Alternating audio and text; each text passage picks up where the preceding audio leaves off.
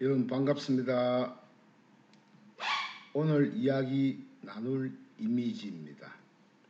이 약지 손가락 끝은 인체의 폐와 연결되어 있습니다. 이 폐의 모세혈관의 끝부분에 정체된 어적혈과 염증을 빼내면 폐와 그 해당되는 팔이 편해집니다. 오늘 이야기는 약지 손가락을 통해서 폐를 건강하게 만드는 방법을 살펴보겠습니다.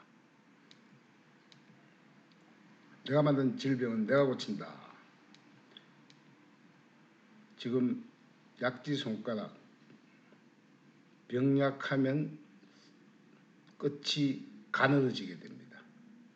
이번 159번째 이야기는 약지 손가락 편, 약지 손가락의 효능과 치료편을 살펴보겠습니다. 첫 번째, 약지 손가락의 기능과 역할을 살펴보겠습니다. 첫 번째, 10손가락 중에서 가장 무관심한 손가락에 해당되는 게 바로 약지 손가락입니다.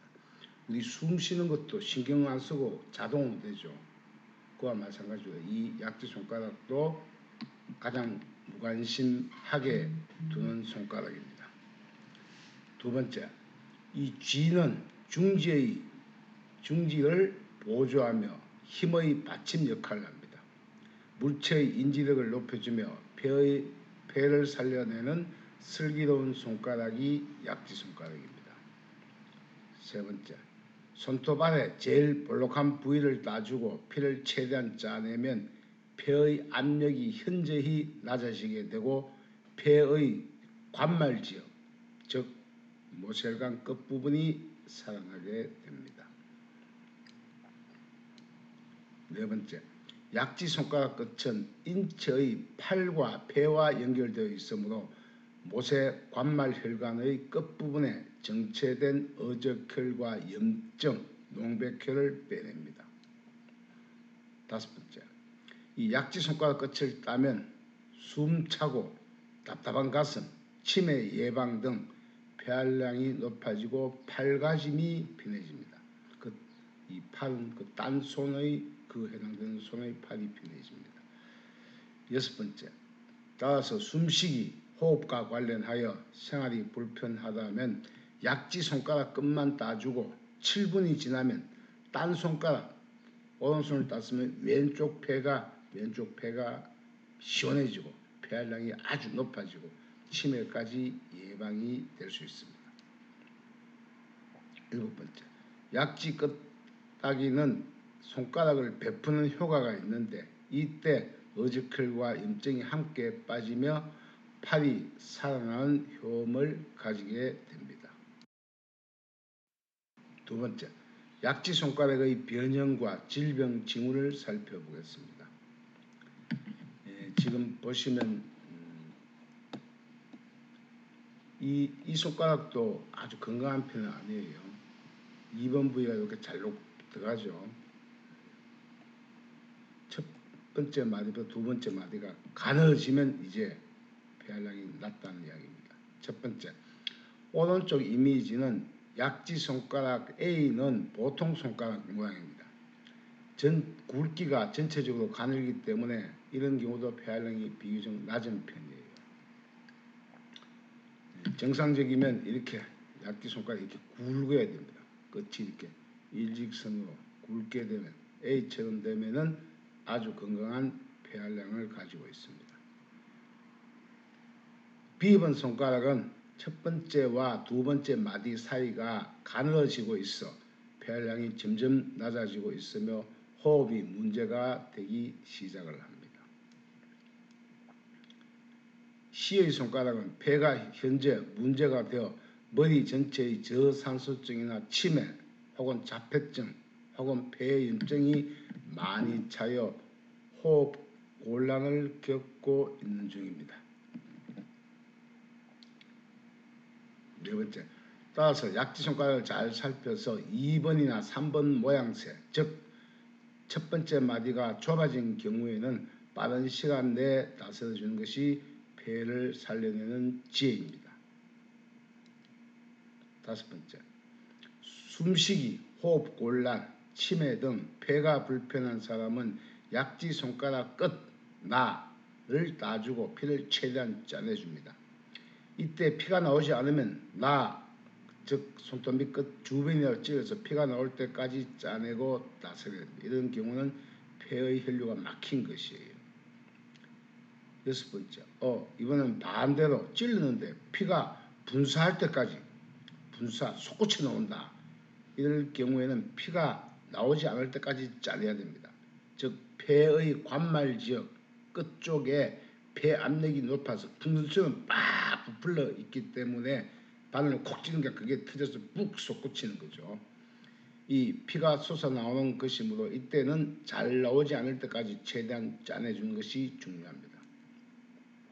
7번째, 이런 경우는 팔도 무겁고 호흡도 편하지 않은 것이므로 일주일 간격으로 서너 차례 따고 피를 최대한 짜내야 폐 압력을 많이 낮출 수가 있고 숨쉬기도 편해지게 됩니다. 3번째, 폐를 다스리는 지혜와 팔가짐이 불편하다면, 자, 지금 이렇게 굵어야 되죠. 이렇게 같은 굵기가 되어야 돼. 이만큼 지금 사라져 버렸어요.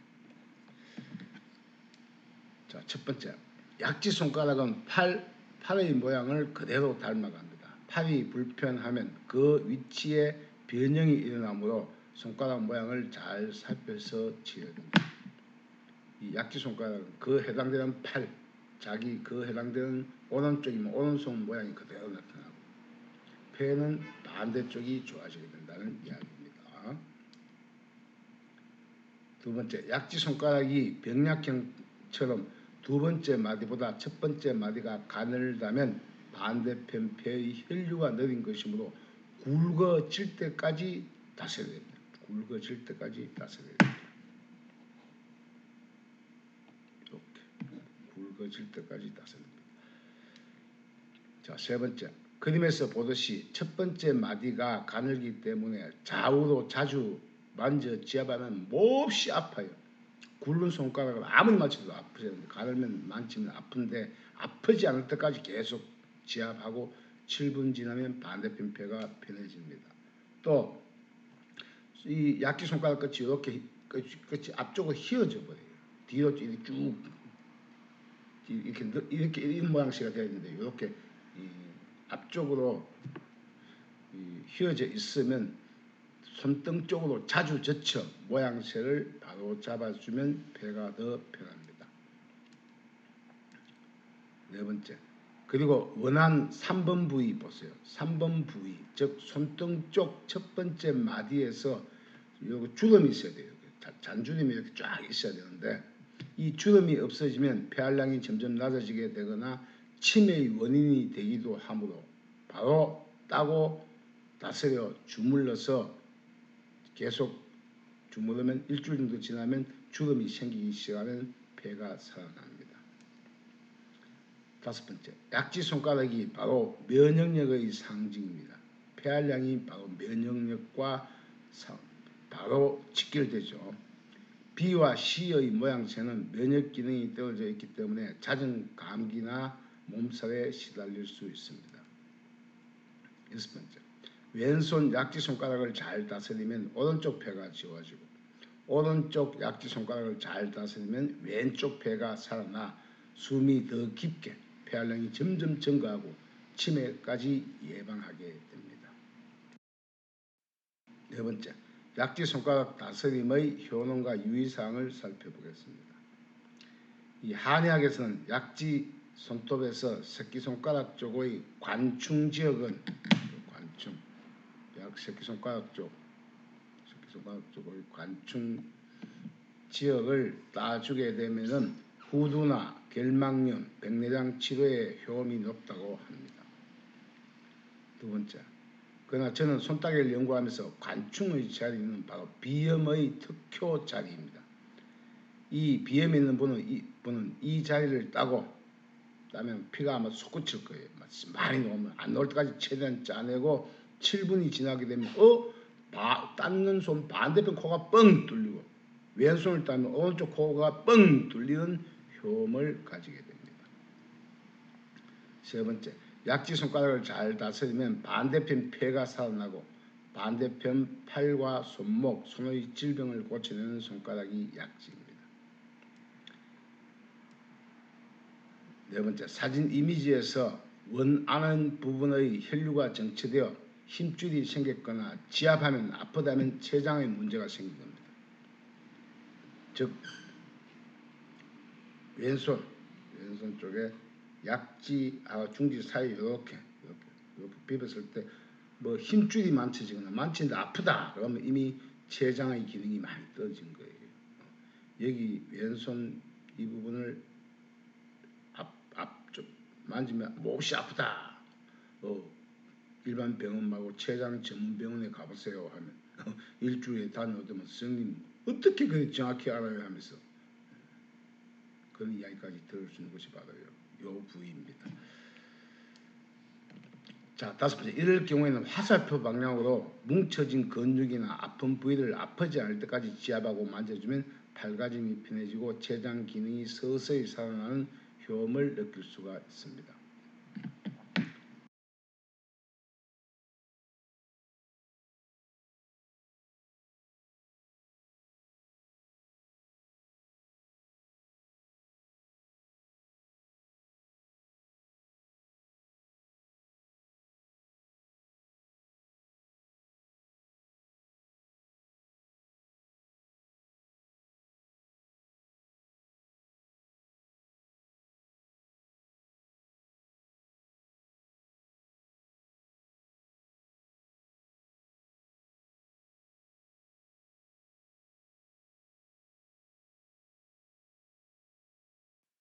다섯 번째, 가슴이 답답하거나 숨참이 있을 때 약지 손가락을 다스려 주세요.